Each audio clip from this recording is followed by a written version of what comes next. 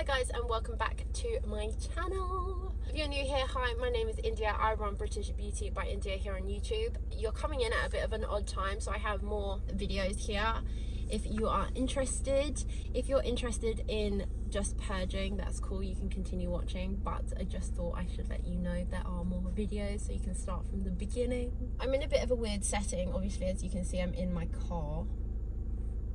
I'm not driving, I'm just sat here because my toddler is fast asleep. I thought I should just take the time while I got it, as I'm just sitting here doing nothing anyway and she needs a nap. Mum life.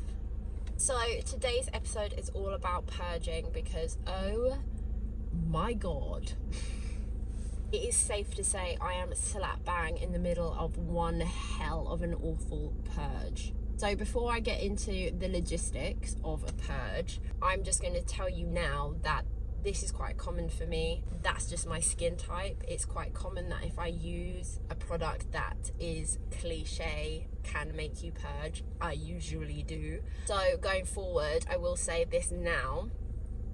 Purging does not happen with everyone. Some people get purging horrendously, like myself, so bad that it's worse than the acne that they're trying to battle, and some people do not purge at all. So it is what it is, and it's completely dependent on your skin. I'm going to show you the reality of my purge because obviously I'm sitting here with makeup because I've been out today.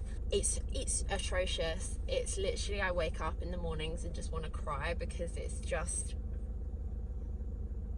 taking me back to that time where I had serious acne. And yeah, that wasn't a nice time in my life because, well, I'm sure if you're watching these because you're an acne sufferer, you can completely understand where I'm coming from. It's different though, it's not the same. When I had acne previously, like officially had adult acne, it was just really deep, sore, painful spots, and shit, it was bad. But now, as you'll see, I'll just get loads of whiteheads, and that's never happened actually, not in any kind of purge, because I purge really super cliche from salicylic acid. If I stop and then restart, I will always purge.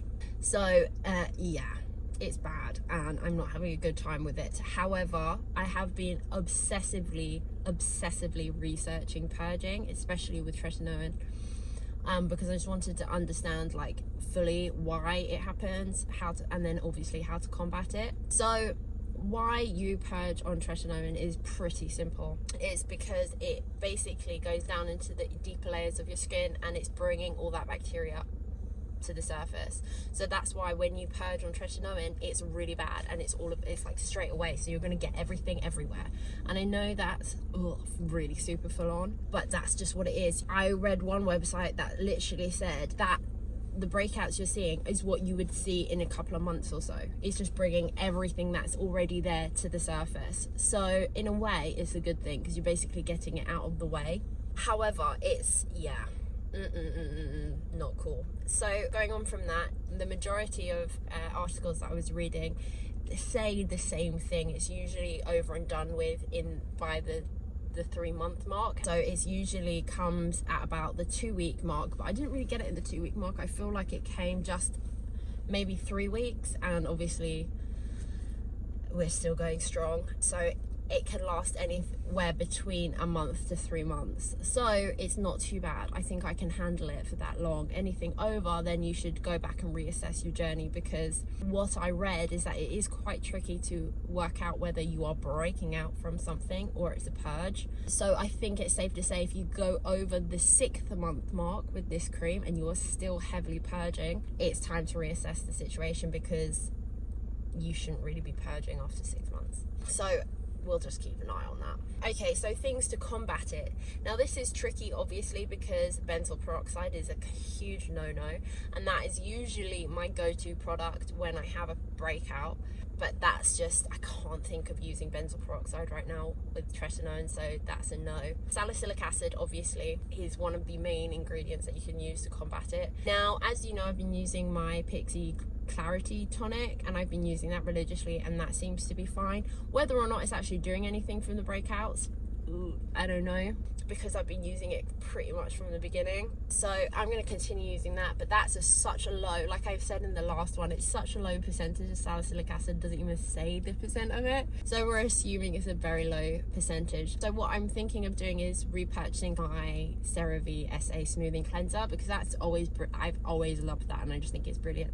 So I think I might bring that back into my regime, and again, that's a really low percentage, it's like a 0.5%. So the maximum of salicylic acid is obviously a 2%. That I don't think I'll buy, because I think that might be a bit too much for my skin. But I'm going to give it another 2 weeks, and if it's still seriously bad, I will consider repurchasing my Paula's Choice 2%. We need all the help we can get, I feel. However, speaking of 2% salicylic acid, like I said in my last video, I am still using my ordinary 2% salicylic mask. Not all over my face, but as you'll see in a minute, I am breaking out really badly here. So I have been using that on there, and that really has been helping, because it's been drying them out. Because as I said, they're whiteheads, like it's not something I've ever had to deal with before. And oh my God, it is so hard not to pick them, like not to squeeze them. Oh God, I now fully understand why picking skin is an issue for people, because it's so hard not to do it. So obviously, after me saying that, please do not pick your skin, because you are actually going to make it worse. And I've been finding that I've been picking my skin and making it bleed as it's been scabbing over. The other thing I have been doing is actually not using moisturizer, not to a point where my skin gets really bad, but like really dry and flaky. Oh, are you up? Are you awake? Alright, I'm just going to finish filming and then we'll go in, yeah? Okay. Like I was saying, I've not been wearing moisturizer, which has actually been really helping, because it's drying them out a lot quicker. So that with my mask, it's been working quite well actually. However, also depends on your skin type, because obviously we're flaking at the moment as well. So going without moisturizer for a long period of time is just not a viable option for me. However, skipping moisturizer when I'm just hanging around in the house for a day has been really helpful. So all of that being said, I think that's it. I think I have covered the bullet points. If you're purging, how you're purging, why you're purging, you're not all going to purge, and then the things to combat it.